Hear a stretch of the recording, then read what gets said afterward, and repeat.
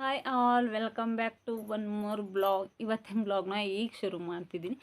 ಅದಕ್ಕಿಂತ ಮುಂಚೆ ಯಾರೆಲ್ಲ ನನ್ನ ಚಾನಲ್ನ ಸಬ್ಸ್ಕ್ರೈಬ್ ಆಗಿಲ್ಲ ದಯವಿಟ್ಟು ಸಬ್ಸ್ಕ್ರೈಬ್ ಮಾಡ್ಕೊಳ್ಳಿ. ಹಾಗೆ ಪಕ್ಕದಲ್ಲೇ ಕಾಣೋ ಬೆಲ್ಲೈಕನನ್ನು ಪ್ರೆಸ್ ಮಾಡಿ.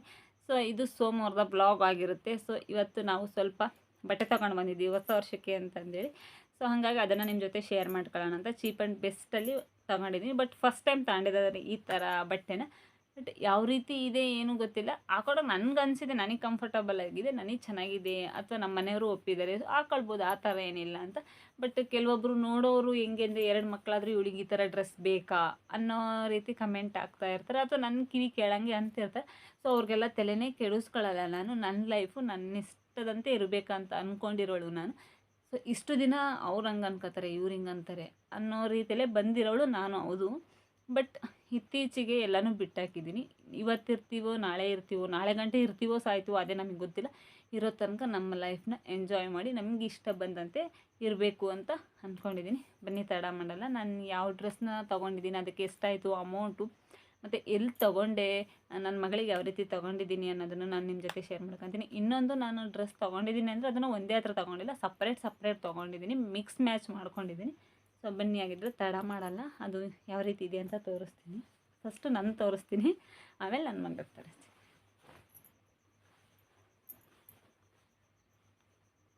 ಸೊ ನೋಡಿ, ಇದು ಈ ಥರ ಇದೆ, ಅಂದರೆ ಒಂಥರ ಗ್ರೀನ್ ಕಲರ್ ಇದೆ. ಇದು ಬಲೂನ್ ಟಾಪ್ ಅಂತ. ಇದಕ್ಕೆ 3/4 ಸ್ಲೀವ್ಸ್ ಕೊಟ್ಟಿದ್ದಾರೆ. ಕ್ರೇಪ್ ಬಟ್ಟೆ ತುಂಬ ಚೆನ್ನಾಗಿದೆ. ಇದನ್ನು ನಮ್ಮ ಹಿರಿಯೂರಲ್ಲಿ ಯುವರ್ ಚಾಯ್ಸ್ ಅಂತ ಒಂದು ಶಾಪ್ ಇದೆ, ಚರ್ಚ್ ರೋಡಲ್ಲಿ. ಸೊ ಅಲ್ಲಿ ತೊಗೊಂಡಿದ್ದೀನಿ. ಸೊ ಇದಕ್ಕೆ ಮುಂದೆ ಈ ಥರ ಏನು ಆ ಕಡೆ ಈ ಕಡೆ ವರ್ಕ್ ಆಗೋಲ್ಲ, ಬಟ್ ಈ ಥರ ಕೊಟ್ಟಿದ್ದಾರೆ. ಸೊ ಇಲ್ಲಿ ಎಲ್ಲ ಸ್ಟಿಕ್ ಇದೆ ಕತ್ತತ್ರ. ಸೊ ತುಂಬ ಚೆನ್ನಾಗಿದೆ. ಫಸ್ಟ್ ಟೈಮ್ ಈ ಥರ ಬಲೂನ್ ಟಾಪ್ ಅಥವಾ ಈ ಥರ ಶಾರ್ಟ್ ಇರೋದು, ಇಷ್ಟೇ ಇರೋದು ಇದು, ನೋಡ್ಬೋದು, ಇಷ್ಟೇ ಇರೋದು ಇದು. ಸೊ ಈ ಥರ ಶಾರ್ಟ್ ಟಾಪ್ ತೊಗೊಂಡಿರೋದು ನನ್ನ ಜೀವನದಲ್ಲೇ ಫಸ್ಟ್ ಟೈಮು. ಈ ಥರದ್ದು ಮುಂಚೆ ನಮ್ಮ ಅಪ್ಪ ಮನೆಯಲ್ಲಿ ಇದ್ದಾಗ ಆಗಲಿ ಯಾವಾಗ ಇನ್ನೂ ತೊಗೊಂಡಿಲ್ಲ, ಬಟ್ ಆಸೆ ಇತ್ತು ಹಾಕ್ಕೊಳ್ಬೇಕು ಅಂತ. ಬಟ್ ಜನ ಏನಂತಾರೋ, ನನಗೆ ಸರಿ ಹೋಗುತ್ತೋ ಹೆಂಗೋ, ಅಥವಾ ನನಗೆ ಕಂಫರ್ಟಬಲ್ ಇರುತ್ತೋ ಹೆಂಗೋ ಅನ್ನೋ ಒಂದು ಗೊಂದಲದಾಗೇ ಇಷ್ಟು ವರ್ಷ ಕಳ್ಕೊಂಡು ಬಂದೆ. ಬಟ್ ಇವಾಗ ನೋಡೋಣ, ಒಂದು ತಗೊಳ್ಳೋಣ. ಹಾಕೊಳ್ಳೋಕ್ಕೆ ನನಗೆ ಕಂಫರ್ಟಬಲ್ ಅನಿಸಿದ್ದು, ಚೆನ್ನಾಗಿ ಕಾಣಿಸಿದ್ರೆ ಹಾಕೊಳ್ಳೋಣ, ಇಲ್ಲಾಂದರೆ ಬೇಡ, ನನಗೊಬ್ಳು ಮಗಳಿದ್ದಾಳಲ್ವ, ಅವಳು ಹಾಕ್ಕೋತಾಳೆ ಅನ್ನೋ ಒಂದು ಮೈಂಡ್ ಸೆಟ್ ಇಟ್ಕೊಂಡೆ ತೊಗೊಂಡಿದ್ದು. ಸೊ ಈ ರೀತಿ ಇದೆ ಫುಲ್ಲು. ತುಂಬ ಚೆನ್ನಾಗಿದೆ. ಕ್ವಾಲಿಟಿ ವೈಸ್ ಹೇಳ್ಬೇಕಂದ್ರೆ ತುಂಬ ಚೆನ್ನಾಗಿದೆ. ಇದ್ರ ಪ್ರೈಸ್ ಬಂದು, ಇದೊಂದು ಬರೀ ಟಾಪ್ ಅಷ್ಟೇ, ಏನೋ ಶಾರ್ಟ್ ಟಾಪು ಬಲೂನ್ ಟಾಪ್ ಅಂತ ಏನಂತಾರೆ. ಇದ್ರ ಪ್ರೈಸ್ ಬಂದು ನಾನು 250 ರೂಪಾಯಿ ಕೊಟ್ಟಿದ್ದೀನಿ. ಇದೊಂದಕ್ಕೇ 250 ರೂಪಾಯಿ ಕೊಟ್ಟಿದ್ದೀನಿ. ಈ ಥರ ಇರುವಂತಹ ಟಾಪ್ಗೆ ಇದೊಂದಕ್ಕೇ 250 ಕೊಟ್ಟಿದ್ದೀನಿ. ಇದಕ್ಕೆ ನಾನು ಮ್ಯಾಚ್ ಆಗೋ ರೀತಿ ಯಾವುದೇ ಜೀನ್ಸ್ ಏನು ತೊಗೊಂಡಿಲ್ಲ. ಇದಕ್ಕೆ ನಾನು ಮ್ಯಾಚ್ ಆಗೋ ರೀತಿ ಈ ಥರ ಮಿಡಿನ ತೊಗೊಂಡಿದ್ದೀನಿ. ಫಸ್ಟ್ ಟೈಮ್ ಮಿಡಿ ತೊಗೊಂಡಿರೋದು. ಸೊ ಮುಂಚೆ ಎಲ್ಲ ಹಾಕಿದ್ದೆ, ಏನು ಗೊತ್ತಾ, ಸೀರೆಯಲ್ಲಿ ಹೊಲಿಸ್ತಿದ್ರಲ್ಲ ಅಂಬ್ರೆಲಾ ಮಿಡಿ ಅಂತ ಮುಂಚೆ ಎಲ್ಲ.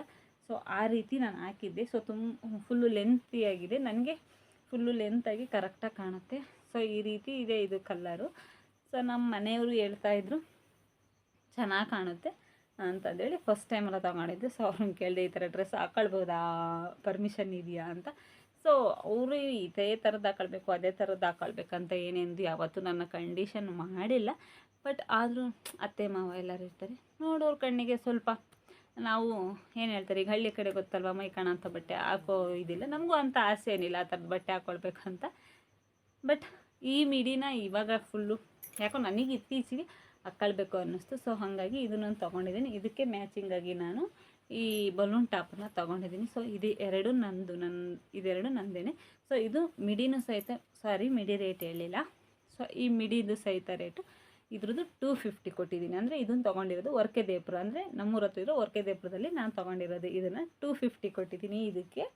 ಸೊ ಇದು 250, ಈ ಟಾಪ್ 250, ಇದೆರಡು ಸೇರಿ 500 ನನ್ನ ಡ್ರೆಸ್ ಸಿಗುತ್ತೆ. ಇನ್ನು ನನ್ನ ಮಗಳ ಡ್ರೆಸ್ ತೋರಿಸ್ತೀನಿ. ಸೊ ನನ್ನ ಮಗಳಿಗೆ ಸ್ವಲ್ಪ ಜೀನ್ಸ್ ಮಿಡಿ ತೊಗೊಂಡಿದ್ದೀನಿ. ಯಾಕಪ್ಪ ಅಂತಂದರೆ ಎಲ್ಲ ಥರದ್ದು ಮಿಡಿ ಇತ್ತು, ಬಟ್ ಜೀನ್ಸ್ ಮಿಡಿ ಇತ್ತು, ಒಂದು ಚಿಕ್ಕದಾಗುತ್ತದೆ, ಅವಳಿಗೆ ಆಗ್ತಾ ಇರಲಿಲ್ಲ. ಸೊ ಹಾಗಾಗಿ ನಾನು ಒಂದು ಜೀನ್ಸ್ ಮಿಡಿನ ತೊಗೊಂಡಿದ್ದೀನಿ, ತೋರಿಸ್ತೀನಿ ಅದನ್ನು. ಸೊ ನೋಡಿ, ಈ ಥರ ಬಂದಿದೆ, ಇಷ್ಟೇ ಇರೋದು. ಸೊ ನನ್ನ ಮಗಳಿಗೆ ಇವಾಗ 4 ವರ್ಷ ತುಂಬಿ, ಏಪ್ರಿಲ್ ಬಂದರೆ 5 ವರ್ಷಕ್ಕೆ ಬೀಳುತ್ತೆ. ಸೊ ಇನ್ನೂ ಒಂದು 2 ವರ್ಷ ಹಾಕ್ಕೊಳ್ಬೋದು, ಸ್ವಲ್ಪ ಮೇಲಕ್ಕಾದ್ರೂ ಪರವಾಗಿಲ್ಲ, ಚಿಕ್ಕ ಹುಡುಗಿಯಲ್ಲ. ಸೊ ಹಾಕ್ಕೊಳ್ಬೋದು. ಸೊ ಬ್ಯಾಕ್ ಸೈಡ್ ಈ ಥರ ಇದೆ. ಸೊ ಫ್ರಂಟ್ ಈ ಥರ ಡಿಸೈನ್ ಕೊಟ್ಟಿದ್ದಾರೆ, ಮತ್ತು ಕೆಳಗಡೆ ಸ್ವಲ್ಪ ಫ್ರಿಲ್ಲಿಂಗ್ ಕೊಟ್ಟಿದ್ದಾರೆ. ಸೊ ಇದು ನನ್ನ ಮಗಳ ಡ್ರೆಸ್ಸು. ಇದಕ್ಕೆ ಟಾಪ್ ಬಂದು ಕಾಂಟ್ರಾಸ್ಟ್ ಕಲರ್ ಬಂದ್ಬಿಟ್ಟು ಈ ಥರ ಯೆಲ್ಲೋ ಕಲರ್ ಟೀ ಶರ್ಟನ್ನು ಕೊಟ್ಟಿದ್ದಾರೆ. ಸೊ ಕ್ವಾಲಿಟಿ ವೈಸು ಚೆನ್ನಾಗಿದೆ. ನಾನು ಕೊಟ್ಟಿರೋ ದುಡ್ಡಿಗೆ ವರ್ತ್ ಅನ್ನಿಸ್ತು ನನಗೆ. ಬೇರೆಯವ್ರಿಗೆ ಹೆಂಗೆ ಅನಿಸುತ್ತೆ ಅದು ನನಗೆ ಗೊತ್ತಿಲ್ಲ, ಬಟ್ ನಾನು ಕೊಟ್ಟಿರೋ ದುಡ್ಡಿಗೆ ವರ್ತ್ ಅನ್ನಿಸ್ತು. ಸೊ ಈ ರೀತಿ ಇದೆ. ಸೊ ಇದಕ್ಕೆ ಮೇಲ್ಗಡೆ ಒಂದು ಕೋಟ್ ಬಂದಿದೆ ಈ ಥರ. ಸೊ ಇದಕ್ಕೆ ಎಡಗಡೆಗೆ ಒಂದು ಹೂವು ಬಂದಿದೆ. ಸೊ ಈ ರೀತಿ ಕೋಟ್ ಬಂದಿದೆ. ಸೊ ಇದ್ರ ಒಳಗಡೆ ತುಂಬ ಚೆನ್ನಾಗಿ ಕಾಣಿಸ್ತು. ಇದರಲ್ಲೂ ಬಹಳಷ್ಟು ಕಲರ್ಗಳಿದ್ದು, ಬಟ್ ನನ್ನ ಮಗಳಿಗೆ ಎಲ್ಲೋ ಕಲರ್ ತುಂಬ ಚೆನ್ನಾಗಿ ಕಾಣುತ್ತೆ. ಅಂದರೆ ಈ ಥರದ್ದು ಎಲ್ಲೋ ಕಲರಲ್ಲಿರುವಂಥ ಡ್ರೆಸ್ ಯಾವುದೂ ಇರಲಿಲ್ಲ. ಸೊ ಹಾಗಾಗಿ ನಾನು ಇದನ್ನು ತೊಗೊಂಡೆ. ಸೊ ಇದಕ್ಕೆ ಸರಿಯಾಗಿ ಈ ಮಿಡಿ ಮ್ಯಾಚ್ ಮಾಡಿದರೆ ತುಂಬ ಚೆನ್ನಾಗೇ ಕಾಣುತ್ತೆ. ಚೆನ್ನಾಗಿತ್ತು, ಹಾಕಿ ನೋಡಿದ್ದೀನಿ, ಚೆನ್ನಾಗಿದೆ. ನ್ಯೂ ಇಯರ್ಗೆ ಹಾಕ್ಕೊಂಡಾಗ ನಾನು ನನ್ನ ಮಗಳದ್ದು ಒಂದು ವಿಡಿಯೋ ಮಾಡಿ ಹಾಕ್ತೀನಿ ನಿಮಗೆ. ಆದಮೇಲೆ ಇದೊಂದು ಸಿಂಪಲ್ ಟೀ ಶರ್ಟನ್ನು ತೊಗೊಂಡು ಬಂದೆ. ಇದು ಜಸ್ಟ್ 100 ರೂಪಾಯಿನೋ. ತುಂಬ ಚೆನ್ನಾಗಿದೆ ಕ್ವಾಲಿಟಿ ವೈಸು. ಬಟ್ಟೆನೂ ಸ್ಟ್ರೆಚಬಲು. ತುಂಬ ಇಷ್ಟ ಆಯಿತು ನನಗೆ. ಜಸ್ಟ್ ಇಷ್ಟೊಂದು ಕ್ವಾಲಿಟಿ ಇರೋ ಬಟ್ಟೆನ ಬರೀ 100 ರೂಪಾಯಿ ಕೊಡ್ತಾರಂತ ಅಂದ್ಕೊಂಡು ತೊಗೊಂಡೆ. ವರ್ಕೆದೇಪುರದಲ್ಲಿ ಇದನ್ನು ತೊಗೊಂಡಿರೋದು. ಸೊ ಇದಿಷ್ಟು ನಂದು ನನ್ನ ಮಗಳದ್ದು ಡ್ರೆಸ್ಸು. ನನ್ನ ಮಗುಗೊಂದು ಶರ್ಟ್ ತಂದಿದ್ದೀನಿ, ಗೊತ್ತಲ್ವ ಗಂಡು ಮಕ್ಳಿಗೇನಿಲ್ಲ, ಒಂದು ಶರ್ಟ್ ತಂದುಬಿಟ್ರೆ ಮುಗ್ದೋಗ್ಬಿಡ್ತು. ಸೊ ತಂದಿದ್ದೀನಿ. ನಮ್ಮ ಮನೆಯವ್ರಿಗೂ ಒಂದು ಶರ್ಟ್ ತಂದಿದ್ದೀನಿ ಅಷ್ಟೇ. ಅವನ್ನೆಲ್ಲ ಏನು ತೋರ್ಸೋದು ಬೇಡ ಅಂದ್ಕೊಂಡು, ಹೆಣ್ಮಕ್ಳಿಗೆ ತಾನೇ ಬಟ್ಟೆ ಅಂದರೆ ಭಾಳ ಕಾನ್ಸಂಟ್ರೇಷನ್. ಸೊ ಹಾಗಾಗಿ ಇದನ್ನು ನಾನು ತೊಗೊಂಡಿದ್ದೀನಿ. ಸೊ ಯಾವ ರೀತಿ ಇದೆ ಕಮೆಂಟ್ ಸೆಕ್ಷನಲ್ಲಿ ತಿಳಿಸಿ. ಮತ್ತು ಯಾರಿಗಾದ್ರೂ ಈ ಮಿಡಿ ಥರದ್ದು ನಾನು ತೊಗೊಂಡಲ್ಲ, ಈ ಮಿಡಿ ಥರದ್ದು ಯಾರಿಗಾದ್ರೂ ಬೇಕಾದರೆ ವರ್ಕೆದೇಪುರದಲ್ಲಿರೋ ಅಂಗಡಿಯಲ್ಲಿ ತೊಗೊಂಡಿರೋದು. ನಿಮಗೆ ಬೇಕು ಅಂದರೆ ಹೇಳಿ, ನಾನು ಆ ಅಂಗಡಿ ಹೆಸರನ್ನ ಮೆನ್ಷನ್ ಮಾಡ್ತೀನಿ. ವರ್ಕೆದೇಪುರ ಹತ್ತಿರ ಇರೋದು. ಆಲ್ಮೋಸ್ಟ್ ಅಲ್ಲಿ ಈ ವಿಡಿಯೋ ನಮ್ಮೂರವ್ರು ನೋಡ್ತಿರ್ತಾರೆ, ಕೇಳ್ತಾರೆ ನನಗೆ ಫೋನ್ ಮಾಡಿ ಯಾವ ಅಂಗಡಿ ಅಂಥೇಳಿ. ಸೊ ಚೆನ್ನಾಗಿದೆ, ಹಾಕ್ಕೊಂಡಾಗ ತೋರಿಸ್ತೀನಿ ಯಾವ ರೀತಿ ಕಾಣುತ್ತೆ ಅಂತ. ಸೊ ನೀವು ಯಾವ ರೀತಿ ಕಾಣಿಸುತ್ತೆ ಅಂತ ಕಮೆಂಟ್ ಸೆಕ್ಷನಲ್ಲಿ ತಿಳಿಸಿ, ತೋರಿಸ್ತೀನಿ. ಸೊ ಟೋಟಲಾಗಿ ಫೈನಲಾಗಿ ಔಟ್ಫಿಟ್ ಈ ಥರ ಇದೆ. ಯಾವ ರೀತಿ ಕಾಣಿಸ್ತಿದೆ ಅಂತ ಹೇಳಿ. ಸೊ ಫಸ್ಟ್ ಟೈಮ್ ಹಾಕಿರೋದು, ಆದರೆ ನನಗೇನೋ ಇಷ್ಟ ಆಯಿತು, ಚೆನ್ನಾಗೈತೆ ಅನ್ನಿಸ್ತು. ಸೊ ಹಾಗಾಗಿ ತಗೊಂಡೆ. ಈ ಥರ ಇದೆ ಫೈನಲ್ ಲುಕ್ಕು ನಂದು. 500 ಖರ್ಚಾಗಿದೆ, ನಿಮಗೆ ಆಲ್ರೆಡಿ ವಿಡಿಯೋದಲ್ಲಿ ಹೇಳಿದ್ದೀನಿ. ಸೊ ಈ ಥರ ಇದೆ, ನನಗೇನೋ ಇಷ್ಟ ಆಯಿತು, ಚೆನ್ನಾಗಿದೆ ಅನ್ನಿಸ್ತು.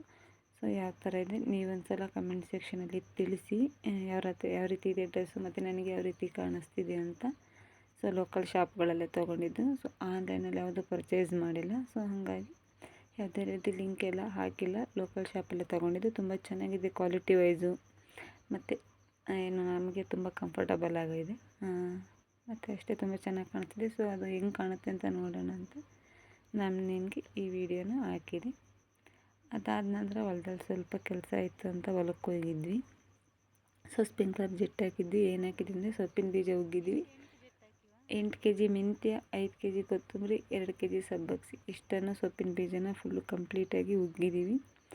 ಸೊ ಅವಕ್ಕೆ ನೀರಿಡಬೇಕಿತ್ತು. 12 ಗಂಟೆ ಕರೆಂಟ್ ಹೋಗುತ್ತೆ. ಸೊ ಹಾಗಾಗಿ ಬೆಳಿಗ್ಗೆ ಬೇಗ ಉಗ್ಗಿ 11 ಗಂಟೆ ಅಷ್ಟೊತ್ತಿಗೆ ಎಲ್ಲನೂ ಕಂಪ್ಲೀಟ್ ಮಾಡಿ ಪೈಪೆಲ್ಲ ಹಾಕಿ ಸ್ಪ್ರಿಂಕ್ಲರೆಲ್ಲ ಹಾಕಿ ಸೊ ನೀರನ್ನು ಸೆಟ್ ಮಾಡಿದ್ದೀವಿ. ಸೊ ಬೆಳಿಗ್ಗೆ ಬೀಜ ಉಗ್ಗಿದ್ದು ಆವಾಗಲೇ ಹಿಂದೆ ಗುಟ್ಟೆನೇ ಪೈಪ್ ಸೆಟ್ ಮಾಡಿ ಸೊ ನೆನಕ್ಕಿದ್ವಿ. ಯಾಕಪ್ಪ ಅಂದರೆ ಇವಾಗ ಸ್ವಲ್ಪ ಬಿಸಿಲು ಕಾಲ ಜಾಸ್ತಿ ಆಗಿರೋ ಕಾರಣ ಕರೆಂಟ್ ಅಷ್ಟಾಗಿ ಕೊಡೋಲ್ಲ. ಮುಂಚೆ ಎಲ್ಲ 6 ಗಂಟೆ, ಬೆಳಗ್ಗೆ 6 ಗಂಟೆ ಬಂದರೆ 1 ಗಂಟೆ ತನಕ ಇರೋದು. ಬಟ್ ಇತ್ತೀಚೆಗೆ 12 ಗಂಟೆಗೆ ಕರೆಂಟ್ ತೆಗಿತಾ ಇದ್ದಾರೆ. ಸೊ ಕರೆಂಟ್ ಅಷ್ಟಾಗಿ ಕೊಡೋಲ್ಲ. ಹಂಗಾಗಿ ಎಷ್ಟು ಬೇಗ ಆಗುತ್ತೋ ಅಷ್ಟು ಬೇಗ ನಾವು ನಮ್ಮ ಕೆಲಸನ ಮುಗಿಸ್ಕೊಳ್ತೀವಿ. ನೀರಿಡೋದು ಏನಿರುತ್ತೋ ಅದನ್ನೆಲ್ಲನೂ ಮುಗಿಸ್ಕೊಳ್ತೀವಿ. ಸೊ ಸೊಪ್ಪಿನ ಬೀಜನ ಹಾಕಿದ್ದೀವಿ. ಅದೇನೋ ಗೊತ್ತಿಲ್ಲ, ಸದ್ಯಕ್ಕೆ ಇವಾಗ ಸೊಪ್ಪು ರೇಟ್ ಇಲ್ಲ. ಪ್ರೆಸೆಂಟ್ ಇಷ್ಟೇ 2 ರೂಪಾಯಿ ಏನೋ ಐತೆ. ಒಂದೊಂದು ದಿನ 1 ರೂಪಾಯಿನೂ ಆಗುತ್ತೆ. ಹಂಗಂತೇಳಿ ಏನು ನಮಗೇನು ಬೆಳಿಬಾರ್ದು, ರೇಟ್ ಇಲ್ಲ ಅನ್ನೋ ರೀತಿ ಮೈಂಡ್ ಸೆಟ್ ಯಾವಾಗಲೂ ಬಂದಿಲ್ಲ. ಒಂದು ಸತಿ ಸಿಗುತ್ತೆ, ಒಂದು ಸತಿ ಸಿಗೋಲ್ಲ. ಲಾಭ ನಷ್ಟ ಇದ್ದಿದ್ದೆ, ಎರಡನ್ನೂ ಸಮನಾಗಿ ತಗೊಳ್ಬೇಕು. ಸೊ ಸಮನಾಗಿ ತಗೊಂಡು ಏನೇ ಬಂದ್ರೂ ಏನು ಮಾಡಬೇಕು ಅಂದ್ಕೊಂಡಿದ್ದೀವಿ ಅದನ್ನು ಮಾಡಬೇಕು ಅಂತ ಅಂದ್ಕೊಂಡಿರೋ ಮನಸ್ಥಿತಿ ಅವಳು ನಾನು. ಸೊ ಹಾಗಾಗಿ ಸದ್ಯಕ್ಕೆ 2 ರೂಪಾಯಿ, 1 ರೂಪಾಯಿ, ಒಂದೊಂದು ದಿನ 1 ರೂಪಾಯಿನೇ ಆಗೋಗಿರುತ್ತೆ. ಆದರೂ ಸಹಿತ ಸೊಪ್ಪಿನ ಬೀಜ ಉಗ್ಗಿದ್ದೀನಿ ನಾನು. ಇನ್ನು ಕೆಲವರು ಸ್ವಲ್ಪ ರೇಟ್ ಆಗಲಿ ಅಂತ ಕಾಯ್ತಿರ್ತಾರೆ. ಹಾಗೇನಿಲ್ಲ, ರೇಟ್ ಇರಲಿ ಬಿಡಲಿ, ನಾನು ಹಾಕ್ತಾನೇ ಇರ್ತೀನಿ.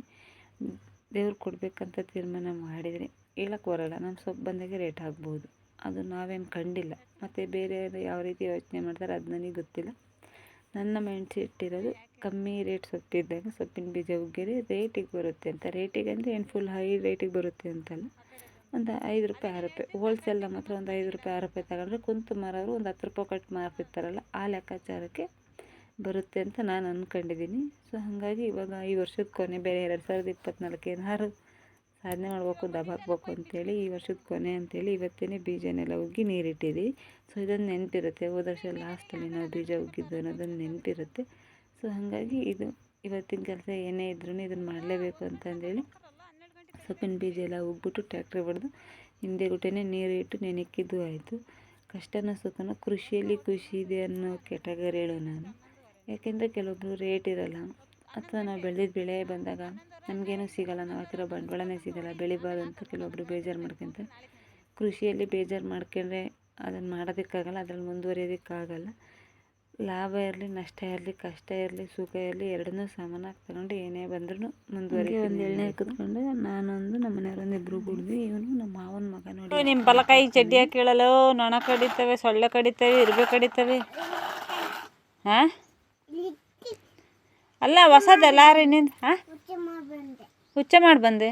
ಮತ್ತು ಹುಚ್ಚ ಮಾಡಿದ ಮೇಲೆ ಚಡ್ಡಿ ಬೇರೆದು ಹಾಕಬೇಕು ತಾನೇ ನೀನು?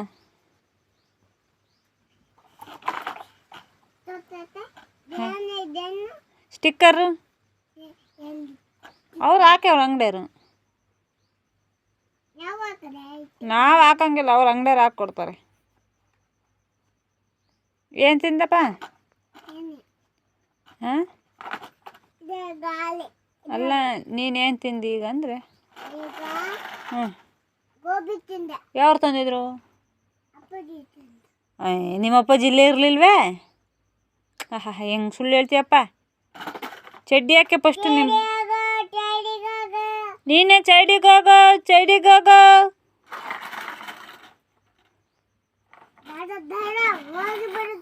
ದಡ ಹೋಗಿಬಿಡುತ್ತೆ. ನಮ್ಮ ಚೆನ್ನಾಗೈತಿ, ನಿನ್ನ ಚೆನ್ನಾಗೇ ಇಲ್ಲ. ನಮ್ಮ ಪಾಪಣ್ಣನ ಚೆನ್ನಾಗೈತಿ, ಮುರಿಯಲ್ಲ, ಇದು ಮುರಿದೋಗುತ್ತೆ.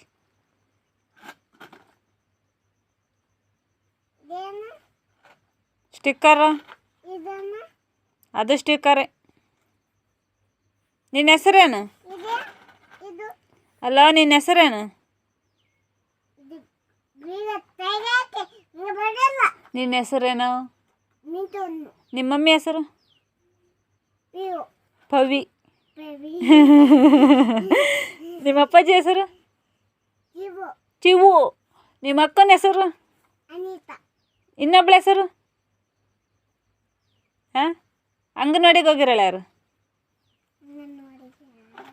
ಹಾಂ ನಿಮ್ಮ ಅಣ್ಣನ ಹೆಸರು? ಯಾರು ಇದ್ದಾರೆ? ನಮ್ಮ ಪಾಪಿ ಹೆಸರೇನು? ನಮ್ಮ ಪಾಪಿ ಹೆಸರೇನು? ಹಾಂ ಅಲ್ಲ ನಿಮ್ಮ ಅಣ್ಣನ ಹೆಸರೇನು? ಹಾಂ ಈಗ ಹೇಳಿಲ್ಲ ಅಂದರೆ ಅಷ್ಟೇ ನೋಡಿ. ಇವಾಗ ನಿಮ್ಮ ಅಣ್ಣನ ಹೆಸರೇನು ಹೇಳು. ಬಿಡು, ಇವಾಗ ನಾನು ನಿಮ್ಮ ಮನೆಗೆ ಕಳಿಸ್ತೀನಿ ಅಷ್ಟೇ. ನಿಮ್ಮ ಅಣ್ಣನ ಹೆಸರೇನು ಹೇಳು ಮತ್ತೆ. ಹಾಂ ನಿಮ್ಮ ಅಣ್ಣ ಏನು ಹೆಸರು? ನಿಮ್ಮ ಅಣ್ಣ ಏನು ಹೆಸರು? ನಿಮ್ಮ ಅಣ್ಣ ಹೇಳು. ಯಾರು? ಅಂಗನವಾಡಿಗೆ ಹೋಗಿರಲ್ಲ ಯಾರು ಹೇಳು? ಹಾಂ ಸ್ಕೂಲ್ಗೆ ಹೋಗಿರೋದು ಯಾರ್ಯಾರು? ಇನ್ನೊಬ್ರು ಅನ್ವಿತನ ಜೊತೆಗೆ ಇನ್ನೊಬ್ರು ಯಾರು ಹೇಳು? ಇನ್ನೊಬ್ರು ಯಾರು ಹೇಳು? ಚೇತಣ್ಣ, ಚಿಂಟಕ್ಕ, ಅನ್ವಿತಾ, ಲಾರಿ. ನಿಮ್ಮ ಅಜ್ಜಿ ಹೆಸರೇನು? ಅಪ್ಪ ನೀನು ಹೇಳೋದೇನಪ್ಪ, ನಿಮ್ಮ ಅಜ್ಜಿ ಹೆಸರೇನು? ಹಾಂ ನಿಮ್ಮ ಅಜ್ಜಿ ಹೆಸರೇನು? ಭಾಗ್ಯಜ್ಜಿ. ನಿಮ್ಮ ಅಜ್ಜನ ಹೆಸರೇನು? ತಿಪ್ಪಜ್ಜ.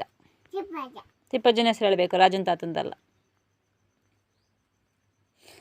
ಲಾರಿ ಹೊಸದಂಗರಿ, ನಮ್ದು ಮ್ಯಾಕ್ ಎಸ್ತೀವಿ ನಾವು, ತೋಚಲ್ಲ ನಮ್ದು. ಅದು ಯಾಕೆ ತೋಚಬೇಕು? ಬರೋಲ್ಲ ಹಂಗೆ ಹೇಳ್ಕೊಂಬಕ್ಕೆ, ಬರೋಲ್ಲ, ಸಿಗಲ್ಲ ನನಗೆ. ಹರೀಶ್ ಕಾಕ ಆದರೆ ಸಿಗುತ್ತೆ, ಹರೀಶ್ ಕಾಕೋಗಾದರೆ ಸಿಗುತ್ತೆ, ನನಗೆ ಸಿಗಲ್ಲ. ಹಾಂ ಹರೀಶ್ ಕಾಕ ಟ್ಯಾಕ್ಟ್ರ್ ತಗೊಂಡು ಕಾಯಿ ಹರ್ಕೊಂಬರ್ಕೋಯ್ತಿ. ಅಪ್ಪ ನೀನು ಇವಾಗ ಚಡ್ಡಿ ಹಾಕೊಂಬತ್ತಿಲ್ಲಪ್ಪ, ಹೋಗಿ ಹಾಕೊಂಬರ್ಬೋದು. ಗಾಢ ಬರಬೇಕು ಚಡ್ಡಿ ಹಾಕೊಂಡು. ಈ ವಿಡಿಯೋನ ಇಲ್ಲಿಗೆ ಎಂಡ್ ಮಾಡ್ತಾಯಿದ್ದೀನಿ. ಇಷ್ಟ ಆದರೆ ಒಂದು ಲೈಕ್ ಮಾಡಿ, ಕಮೆಂಟ್ ಮಾಡಿ, ಶೇರ್ ಮಾಡಿ. Thank you for watching.